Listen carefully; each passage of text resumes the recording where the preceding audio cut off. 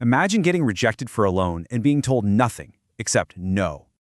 Frustrating, right? I mean, it happens to real applicants every single day. You hit this invisible, totally unhelpful wall, and you're just left standing there scratching your head wondering what on earth went wrong. But imagine instead you're given actionable alternatives. It's the exact same rejection, but a completely different experience. And really, that's the absolute power of what we're looking at in today's explainer, counterfactual explanations. Just imagine if the system came back and told you, hey, increase your income by exactly $7,000, Or, lower your debt by exactly $15,000. Or even just raise your credit score by exactly 60 points, and boom, you'd be approved. Okay, so let's dive into this a bit deeper, because providing these highly specific alternatives completely changes how we interact with algorithms. And this brilliantly illustrates a major core shift. See, most interpretability tools out there, they just try to answer why the model decided this or that. But counterfactuals, they ask a totally different and honestly way more useful question. What is the smallest possible change that would actually flip the decision? So the whole focus shifts entirely from just explaining the past to actually guiding your future.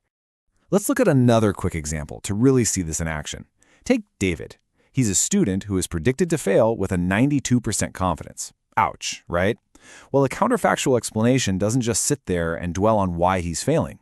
Instead, it actively hunts for the nearest, most realistic version of David who passes instead.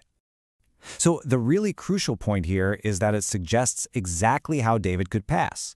Maybe, I don't know, raising his homework completion to exactly 75% does the trick. Or maybe combining a slightly smaller homework boost with just a few extra study hours does it too. Section 1. Microsoft's DICE framework. Let's see how this actually builds into real-world tools. You see, DICE is the most widely used tool for this kind of thing, and its key insight is pretty simple. There's rarely just one single path to a better outcome. Right, so instead of just handing you a single fix, DICE generates several diverse options all at once, optimizing for 4 distinct things simultaneously. First off, the suggestion obviously has to actually flip the prediction. Second, it has to be a minimal change. We don't want something completely absurd like, jumping your salary tenfold overnight. Third, it absolutely has to offer genuinely diverse paths, so that people who don't have one obvious option still get real choices. And finally, fourth, it has to respect real-world constraints, meaning the system can't just suggest someone go back in time and change their age, their gender, or their past grades.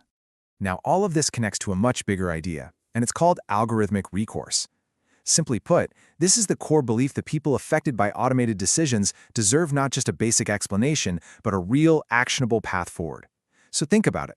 A loan applicant stops being someone the algorithm simply judges, and instead becomes someone the algorithm actually helps guide toward an approval. And that's a fundamentally different relationship between everyday people and the systems that make decisions about their lives. It's literally no longer just a verdict, it's a map.